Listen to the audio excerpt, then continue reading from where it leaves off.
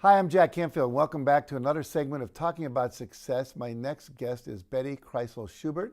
She's a Hollywood costume designer turned fashion historian and author-illustrator of the award-winning book Out of Style, A Modern Perspective of How, Why, and When Vintage Fashions Evolved.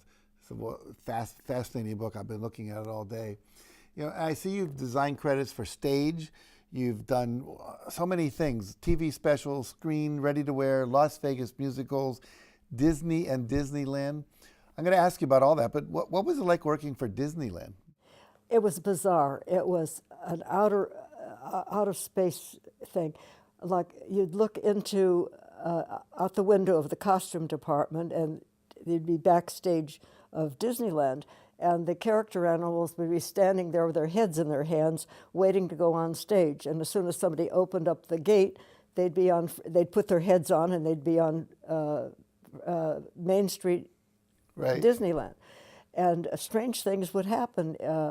Like you'd call up on the telephone looking for fabric and say, "Hello, this is Disneyland calling," and the voice would say, "Yeah, and I'm Donald Duck," or, or one time I remember I called up, and when a cartoon would become famous, then we'd have to recreate it and make it come to life.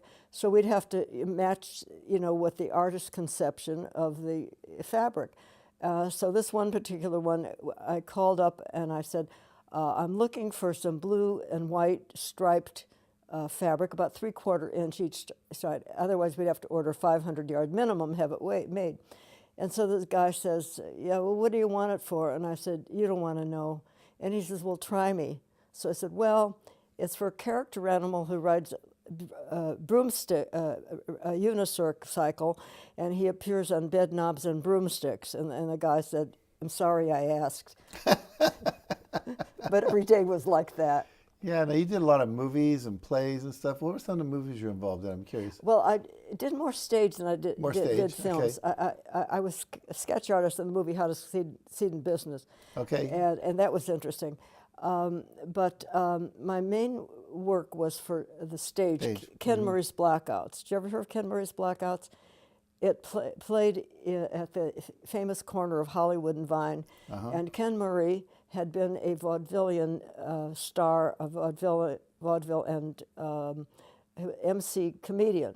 And vaudeville had died in 1938. So now it was the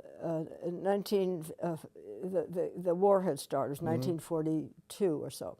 And he thought it was time to bring vaudeville back to entertain all of the war-weary people. And Los Angeles was the melting pot. It had soldiers and sailors and Marines because there were airfields and Sure. All over. And the boys would come be off duty, and they'd all converge on Hollywood. Everybody heard of Hollywood. Sure. But the glamour of Hollywood only existed on the movie pages. Right. It didn't. There was no there. So except for the big sign in the hills that said Hollywood. So they would converge on the boulevard. So Ken Murray opened at the El Capitan Theater. Now the original El Capitan Theater had been built in 1926 by a developer. And at that time, Hollywood Boulevard was an agricultural center. And so, but he conceived it as a theater thing. And so together with Sid Grauman and 2 or 3 other important people, they built the original Hollywood Roosevelt Hotel, which was the site of the original Academy Awards. So, but then they eventually turned it into a movie theater, and so the name El Capitan was transferred to a new theater on Hollywood and Vine, and they also named it the El Capitan Theater. But Sid Grauman also owned that theater, and so Ken Murray's Blackouts became a hit show, and all the locals and visitors had to come see the Blackouts because it changed acts and costumes and everything like vaudeville for the next several years. So the show ran almost 7 years, played to 5 million people. And because they were always changing acts, costumes, everything, people came again and again.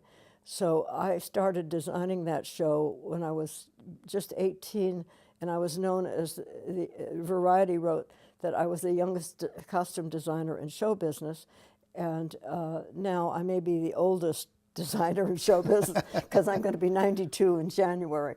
Right. And I read somewhere that you designed your first design at 13. Yes, I sold it to a manufacturer. Los Angeles used to be a center, a garment center, very popular, and they made California sportswear and the kind of clothes that movie stars wore, or on the French Riviera, and so it's very. Then eventually the garment center closed because the third world countries started manufacturing. But how did you start designing at 13? My father, I lived in Beverly Hills on the wrong side of Wilshire. All the big houses were north of Wilshire. But we lived in a beautiful, modest-sized Spanish bungalow. And my father was an attorney, and one of his clients was a designer, and she, in the garment center. And so they had a thing where they would photograph at a fashion show. They would make sketches because they didn't have instant cameras like now. And then they would sell these sketches to designers or manufacturers who would then copy them. So she had this collection of mimeographed. Mimeograph is an unknown word today. I used a mimeograph machine as a teacher back in the 1960s. So what they do, the designer would copy a runway show, would sketch it, and then they'd lay a film over the sketch, and with a sharp knife would outline this thing, and they'd run it through a machine once and with ink, and there was a copy. So manufacturers would have these supplies of mimeographed sketches, and so she had these out-of-style ones, or used that she didn't need them anymore. She gave them to the daughter of her attorney, had a young daughter, and I got them, and somebody opened my eyes. I was so thrilled to see all the different ways you could make a collar and a cuff and a sleeve. So I started making sketches, and my father took it to his friend, and she bought one, and she gave me clothes in exchange, and my figure was just starting to, shape up, and I could, the curves were starting, and so she bought it. It was that year's bestseller. And then, wow. Yeah, and so I went to Beverly Hills High School, so I was encouraged. So for all 4 years, I took the art sewing and design classes I could take, and I did the costumes for all the school shows. And so this producer would come to see his son perform, and he'd see my costumes. And I went out with this boy for grad night wearing a evening gown that I made, and we stopped to see his father. He was going to show off to his father. We're going off to the prom. And he said, the next time I do a show, I'll let you do the costumes. And 3 months later, I was 3 months at Western Costume, owned by 5, film studios, and I was interning there. And then he called me, and I got that show. So Jay Gorney not only discovered Shirley Temple, he discovered me. Two great discoveries. I love it. Now, in the 1940s, you had a costume shop in Beverly Hills, Hollywood, where you employed skilled craftspeople of the motion picture industry. The Motion Picture Costumers Union. Talk about that. What did you learn from all that? Well, they were very skilled, and my father saw me lay out some material on the floor and cut a hole in the middle, and then measure out, and then step into the hole. And I was instinctively making a circular skirt, but I didn't really know. And he watched me, he says, you've got to go to school to learn how to do this. But from these skilled craftspeople, I learned pattern making and custom fitting, and how to make garments and costumes and millinery. So based on that, I've been able to illustrate my book and articulate the style clues that identify each decade.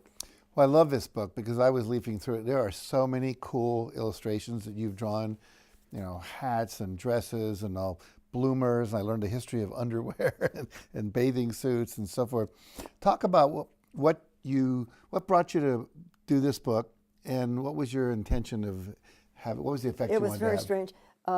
In the retirement community I live in, I had all these illustrations, just my sketches displayed in the rotunda, and people would say. And one day, a guy standing next to me said, "You should write a book." And I looked at him like it was crazy. Right. Me write a book? Turned out it was Bob Singer, who was then retired head of design at Hanna-Barbera Studios. He did some famous cartoons. So I guess that was in my head. And then one day I was walking to a clubhouse with a lady I didn't know. And she had some old family photos, and she didn't know when they were taken. She was on her way to a genealogy club meeting. And I said, show them to me. I can tell by the clothes when the pictures were taken. So then she invited me to the genealogy club meeting, and I came armed with some sketches and talking points, and there was so much interest in the subject that for months afterward, people came to me to date their old pictures, and I thought, there's a book here, and Bob Singer said, why didn't I write a book? So I started writing, and I thought I was writing for genealogists, and then as it developed, it turned out that I was writing a memoir of fashions of the 20th to the 21st centuries as I saw it, as a working professional. And so my book evolved into kind of personal memoir of those clothes. Now, most history books are written by scholars, erudite scholars who study one garment in a museum, and they write about them.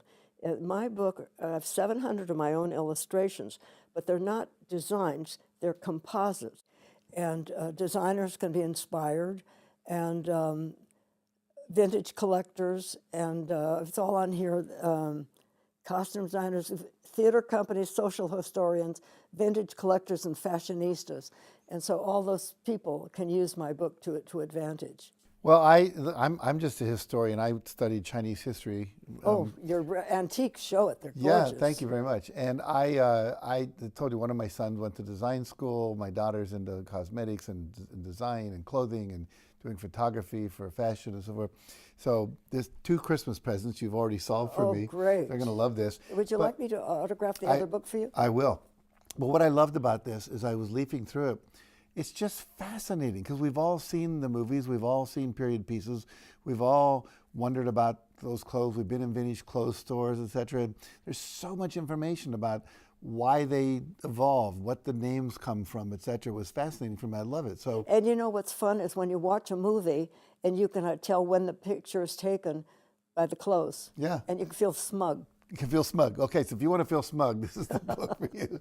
Well, I think this book is a great book, and if you know anyone that loves clothes and history, anyone in the design, and all these different people that you talked about that can be helped by this, I think this any woman, any girl, that's learning how to dress, I just think there's so much here that's just interesting.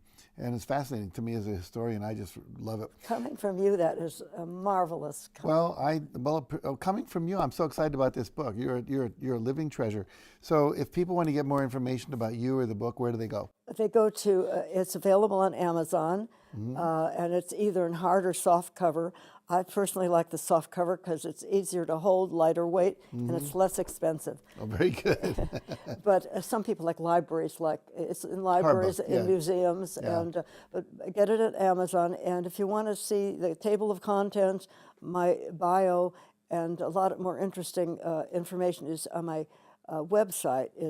The name of the book is Out of Style. My website is outofstylethebook.com.